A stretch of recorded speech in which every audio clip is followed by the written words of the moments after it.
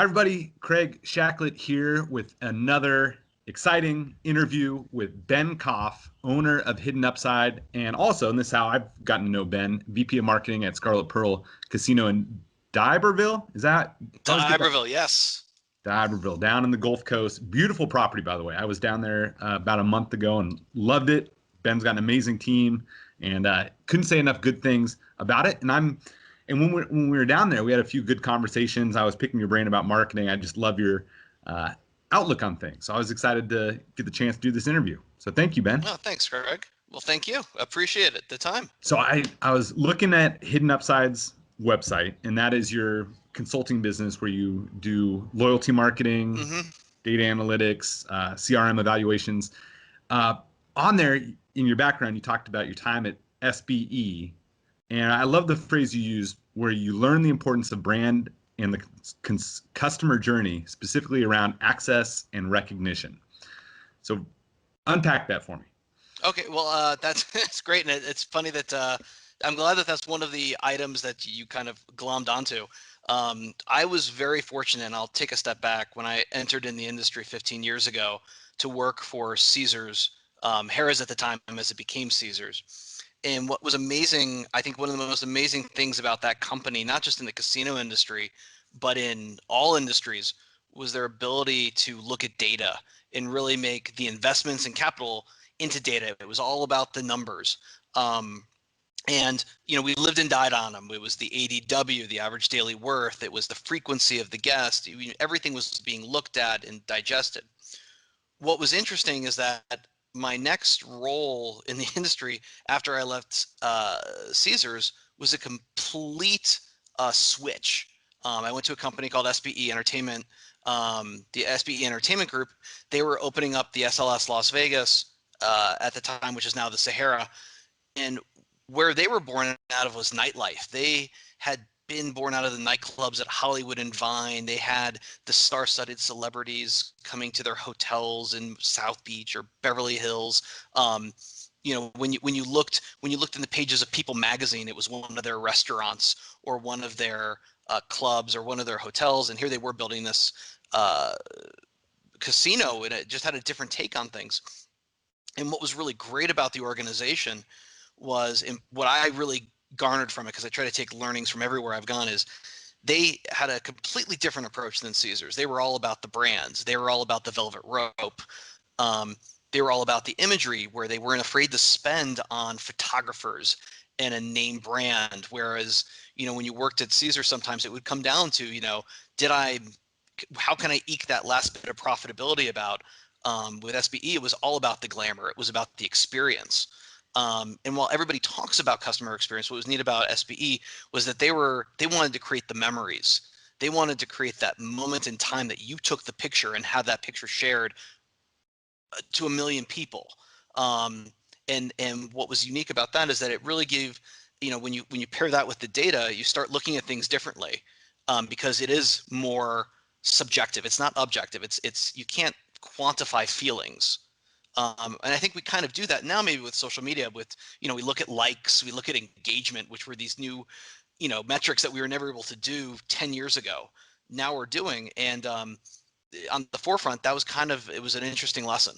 And access and recognition. I remember seeing a talk by a guy named Hal Brierly, who's a big entrepreneur in Dallas, and he takes credit for launching the American Airlines loyalty program. He says he's the father of loyalty program. I'm sure there's a few people that claim that, but I remember hearing him talk, and he said the most profitable thing you can do is find a way to monetize access and recognition. Like, the more the perceived value with the less actual cost of something, the more profit you get. And I think the casino industry, and it sounds like SBE does an amazing job of access, where like you're going to spend more money just because you get to stand in this other line and you get recognized by a host that comes up, "Hey Ben, nice to see you again." So yeah, or you skip the line altogether and you're behind literally the velvet rope. And I think it's an interesting demarcation, to your point. Like, I think in its loyalty programs have,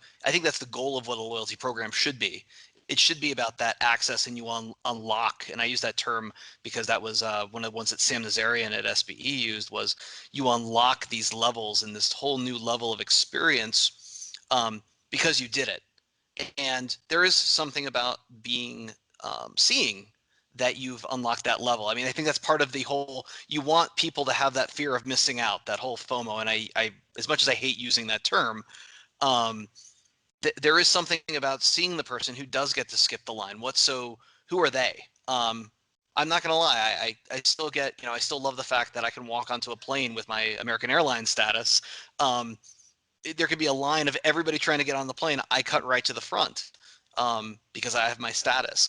And I think that those are like the little things that are, going into that lounge where no one's able to go to, and whether that's a 7-star lounge with Caesars, or, the VIP or Scarlet lounge at, Scarlet Pearl, or the Admirals Club at an airport, or any of these other things where you have the parking space that's waiting for you with Hertz or, Enterprise when you're at the airport, where they don't just drop you off at the main terminal where they have everybody else. It's like they literally pull you to your car.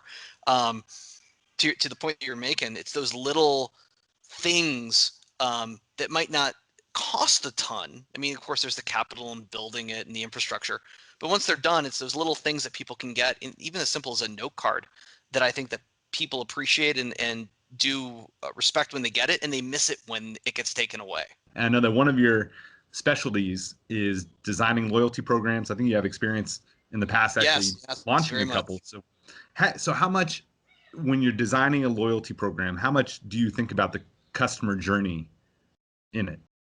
That's a great question. And I think it's part of looking at the overarching goals of the property as you're looking at the customer journey. And with the mind in is that when you have these loyalty programs, and I know this sounds it sounds stupid to say, but loyalty programs are about loyalty. And first, you as a property have to, you as a company need to define what is loyalty to you. Is it visits? Is it revenue? Is it, and are they mutually exclusive, where you're fine with the frequency if they're not giving you the revenue in small pieces, or are you fine getting a big piece of revenue with no frequency? That's an important thing that just needs to be determined at the end. What is the end goal of what you're trying to do? Now, the belief is, if I can profitably increase frequency, I will increase revenue. People will keep on coming back, and they will become, in essence, it'll become more sticky. Even though I hate using that word, but it seems so trite, but it's true. You want people to keep on coming back. You want an increased share of wallet, however that might happen. Now, with that, you really need to take into account how you're going to go about it. So once you figure out what your revenue goals are, you want to take into account a couple different things. Well, how frequent are my people coming in? And what do I want that term to be over the loyalty program? In the casino industry, we have some programs that are every 6 months. We have some that are, every year, and they actually make an event out of renewing. And that's very common in the different industries. It was interesting with the COVID pandemic that we actually extended the loyalty program year, doubled it without even knowing what the end product was going to be. People just blatantly said, you got it for another year, not even questioning trial that was going to happen, because people had no reason to stay. They actually incented trouble, but actually, let's pause on that, because I think that's an important point. And I think you brought that up when we were at Scarlet Pearl, and it was an eye opener for me, because you're right. If somebody, normally people are dedicated to one casino because they want to hit 7 stars, yes, or whatever, and then they allocate their play there to hit that status. If they're automatically given one more year at the same status, to your point, they're, well, shoot, now I've already locked in my status I want. Why don't I go try some other casinos? Exactly. And not only do you not have to sometimes earn it at the different casinos, so you can be a Noir player walking in to, a Noir or Onyx player walking into, Caesars, and say, hey, here's my card. Can you make me a 7-star? Let's try it out. You can do it that way. And what's crazy about it is that we as an industry, and a lot of industries, even airlines, are perfect. They have these tier match programs where on a small amount of loyalty, you get the big prize at the end. So there's been a proliferation of customers who, the term that Gary Loveman at Harrah's always used to use was they're promiscuous. because people will go chase what they want. So you want to, you know, obviously use all these levers, and in the loyalty program is also, you know, it's an identifier, right? Your best customer should have the card, so everybody automatically knows without knowing anything about that person, there's someone I need to take care of. The company has deemed them important enough to give them this token, this badge, this totem. Because they carry it, they unlock, it's a key to unlock all these doors and services. So I know to handle that. I don't have to know anything else about them. But when you start giving it willy-nilly, when you start seeing these tier match programs, you do devalue sometimes your programs by bringing in entrants who weren't kind of the caliber. So that does create a challenge. And also then, you know, as kind of going back to the term length, so that's the term length, but you also have to figure out how your tiers are going to be broken apart. And I think that's really interesting because it depends on how much it's important to you and what's visible and what's not visible.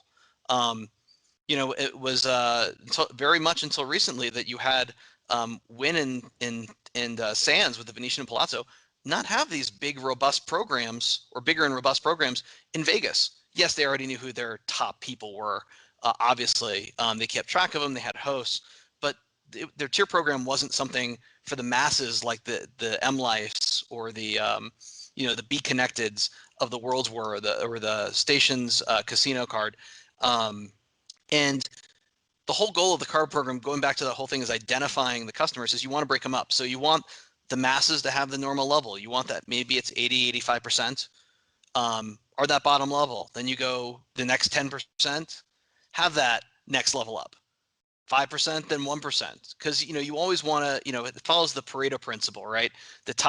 Your top 20 guests give you 80% of the revenue. And you want to focus your energies there.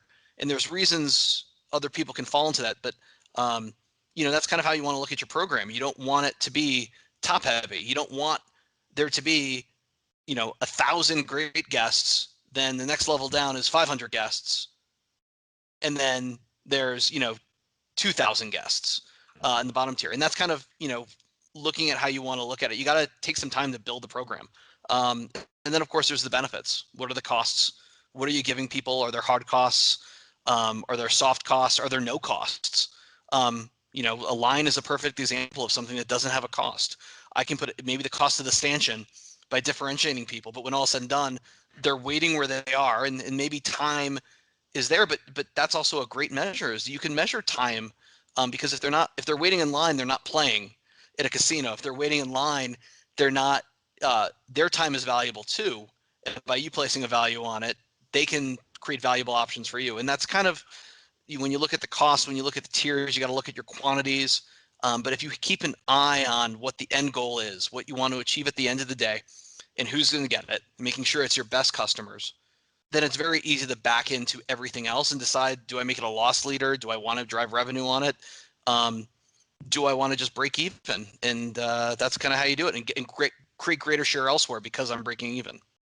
It seems like one huge mistake that casinos can make is not thinking through the benefits up front, because not just to your point that you could end up spending way more money than you want and you're losing money, but also when you decide to take it away, there's players freak out.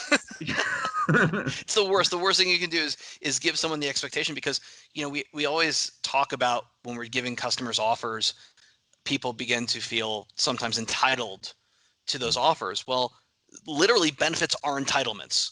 Because you did this for me, I'm giving you why. I'm putting it in writing. These are your benefits. And it's so funny because, and then if you have someone do exactly the same thing year after year, but you take something away without giving them something in return, people are going to complain.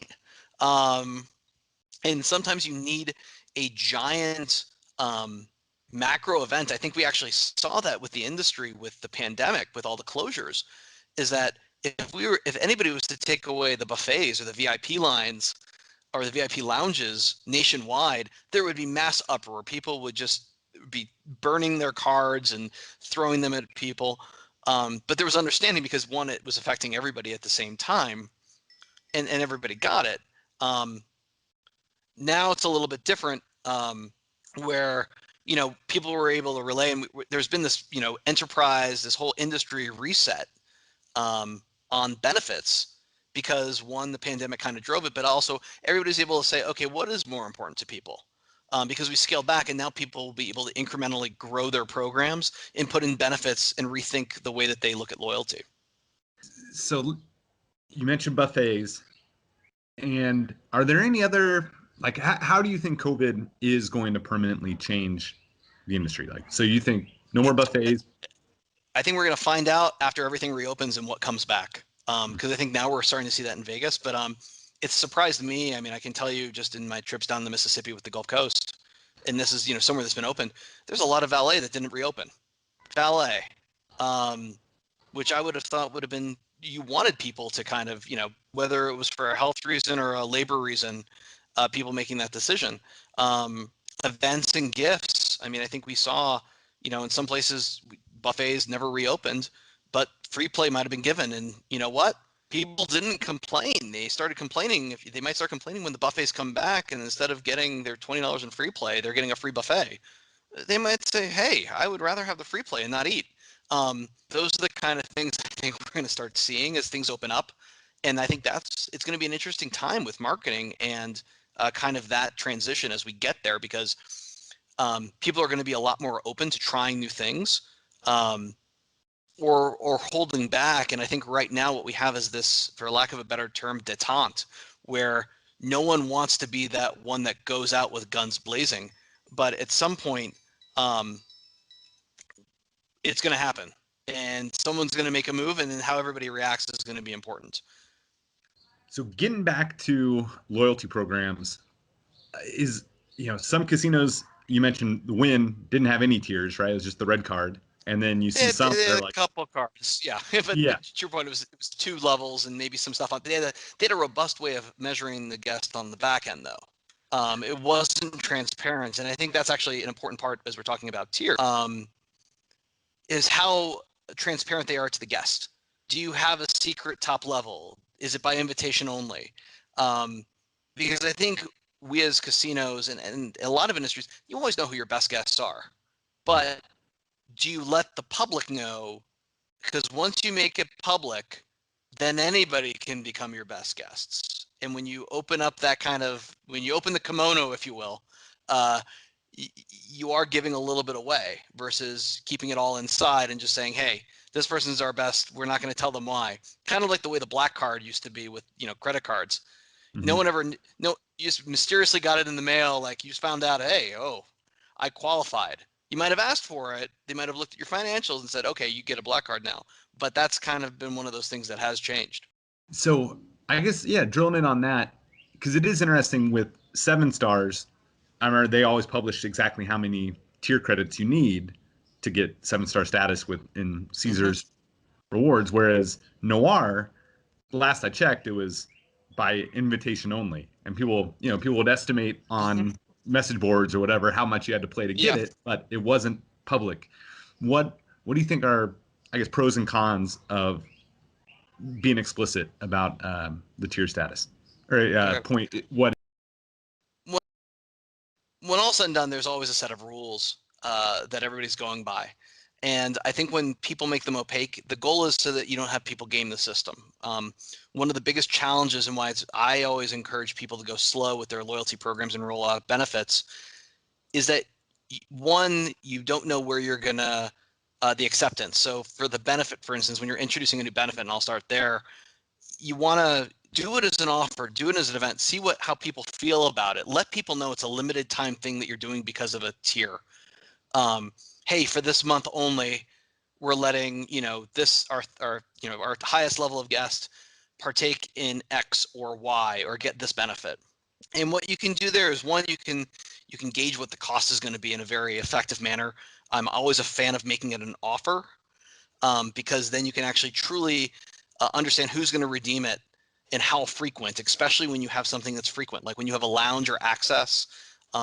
It's always funny. I'm sure you run into it with the URComped guests when they'll go somewhere and they said, they have this lounge for me, but once I went in once, they wouldn't let me back in again. And there are properties that run that way, that once you use the lounge once a day, especially if they're offering like a meal, you've used it and you can't use it again. Even if, you're just wanting to go in to get a soda, they won't let you in. And that's fine if that's the way you want to run your business, but is that the perception you want to give to your customers? With loyalty tiers, I think it's the same way. Is that's why you want to go slow. That's why you don't want to necessarily go out the gate with, you know, a brand new program and have 5 tiers because another program has it.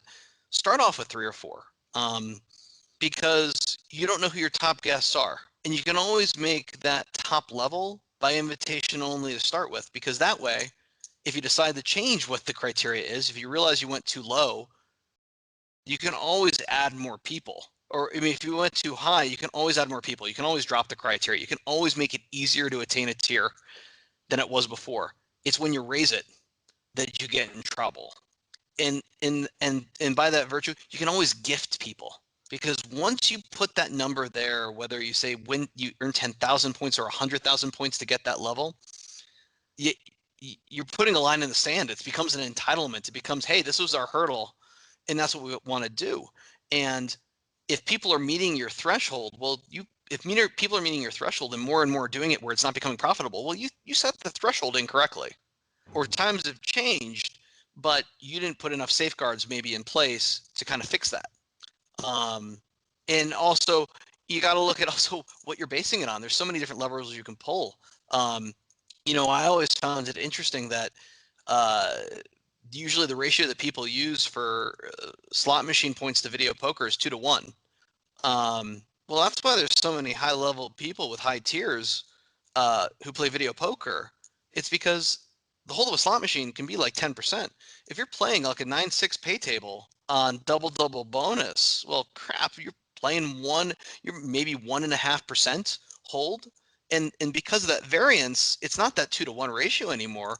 It's more like, to be equal, you would have had to do it at like 4 to 1, but no one wants to do that. And that's another hiccup that people have. My favorite was, I remember in one program, and I won't name the company, but they were referring to their highest level tier. And they would say, well, that's not, you know, let's just call the tier the black tier. And that's not, by the way, that's a terrible choice because it's not MGM. So I'll just call it the green tier, because I don't know who anybody has that. And let's just say it was the green tier. And well, that's a person who had the green tier because they played video poker, not a person who played the green tier because they played slots. And my reaction to that was horrified, because now you've created 2 more tiers and treating people differently, despite the fact that they did the exact thing that they wanted you to do. And I think that's when it goes back to the loyalty program, is that if you have to start making exceptions for people within a tier and dividing people within a tier into other tiers because of what they did, then your program is faulty.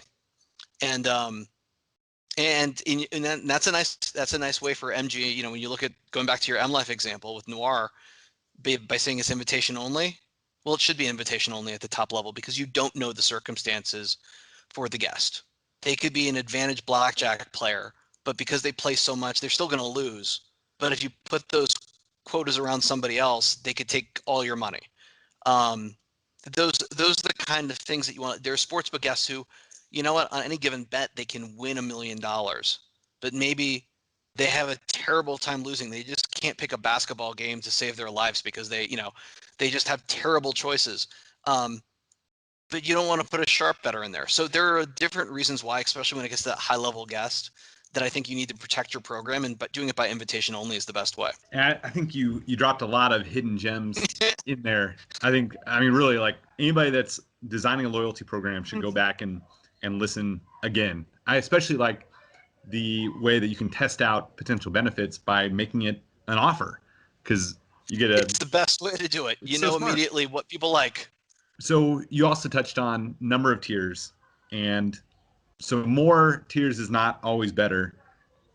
But I guess one thing, how do you think through, I remember at Caesars, it was diamond, and there was a big jump to 7 stars, and they were seeing, well, I guess, a lot of people hit diamond, they just stopped playing. And they had the double diamond, yeah. And then they kind of took it away and then went back. Like, how do you think through in the design of a loyalty program, like minimizing that effect where people are like, well, I hit my status, I'm done, I'm going to play somewhere else? Well, that's a great question. It really comes down to looking at the data first and seeing who's playing and where do they stop playing.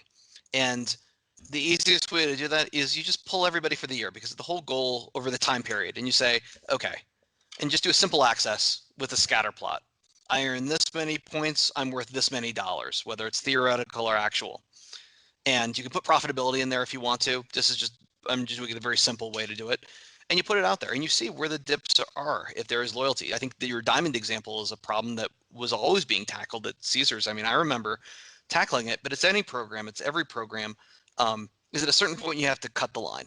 At a certain point you just have to say, okay, this is the threshold. And what's nice is that you figure out, okay, where should the threshold be in the first place? Who are those top people? And if people start playing up below it, yeah, you add more as you need more. I think that's one of the best things about our programs is that, you have unlimited ceiling. There is no ceiling for the card program. You can always add more levels. But if you create those base levels correctly, it's easier to add things up. And then there's, I think one of the things that Caesars did actually well to circumvent that problem, and it was a good, I think it was a good Band-Aid, was they created kind of those aspirational bonuses where it wasn't necessarily a tier, but you still got something because you did something in their loyalty program. So maybe when you hit that threshold of 100 to get your tier, or 200,000, you get the status. But then when you go up, another 100,000, you unlock a benefit. So it almost has that gamification that you see in social, the games that you have on your app, right? You want to get people, you want to have that lowest tier, that first tier really, I personally believe, should be attainable very quickly. Gets you hooked on the app. Like when you're playing a game on your computer, you like getting that little badge immediately after playing like 3 games, like congratulations, you made it this far. And that's great. So if you can earn that app and become that next level up pretty easily over the course of a year, yeah, there's some benefit to it. It doesn't have to end in cost, but yeah, it's like, hey, there's a book by Dr. Seuss about the star-bellied sneetches and the sneetches on beaches. I don't know if you're familiar with it, Greg. Yeah. But the whole thing is that because they had a star on their belly, they were better than everybody else in the masses. And that's really what that first tier is really about. That second tier is that you're differentiated. I know at least I'm not that tier. Sometimes the way people look at it, but there's something to be said about it. It's like, no, I know I'm not going to ever be the player that's going to be the top, the Noir, the EIP, or the Onyx. But hey, at least I'm not that. In fact, I've read studies where that's actually why people were excited they were in that second tier, was because they weren't in the first tier anymore. Yeah. And there's something to be said for that. But then it becomes more aspirational of how you build upon that, and really, what does your customer base? Because not every casino is going to be the same thing. And then, of course, when you're looking at multiple properties, that's when you get into really crazy ways of looking at the data, because then you have the issue of, especially like, let's just use tier points and based on coin in, you have people in some of these local regional markets who will go to a casino 365 days a year, and they will put in $100 in coin in, let's call that 100 points. So at the end of the year, they have 3,700 points. And then you have a destination market where you have somebody who plays big and might go once a year, but they play for 3,700 points in one trip. 2 different players, 2 different profiles. But in a loyalty program, you might have to treat them the same way because they have the same amount of points at the end of a year. And if a lot of people are going to be okay with that. They both did their desired thing, but the profitability on the two are going to be way different because there's a lot more investment on that high frequency. But when you talk about loyalty, well, who's the one who made sure that they kept their wallet with you? Well, it was the person who came 365 days a year. Mm-hmm. So as we look at loyalty, you really have to look at it is obviously always about revenue because that's what we drive our businesses on.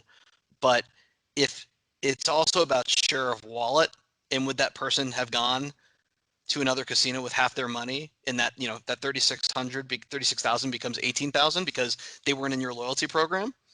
And did that 36, did that person who came once a year, were they really driven by your tier program? And did they need to be part of it? Could you give them a higher tier and to make them come back the following year because they'll make 1 trip and go for 2 trips? That's where people have to kind of look at their business and say, what's the right decision? Because it's going to be different for every property. And that's why they call smart guys like you and get hidden upside in the mix. Well, Ben, I know you're a busy guy, and I really appreciate the time. I feel like we could have gone for 5 more hours. I got so many I'm ready questions. to. We'll go again. We will do it again. Ben Koff, how should people want to get a hold of you? How should they do so? They can find me on LinkedIn. It's the easiest way. Hopefully, when you post this, you'll have a LinkedIn link. Otherwise, they can go to email me at ben@hiddenupside.com. Ben Koff, thank you so much for your time, and we'll do it again soon. Great. Thanks, Greg. Good talking to you.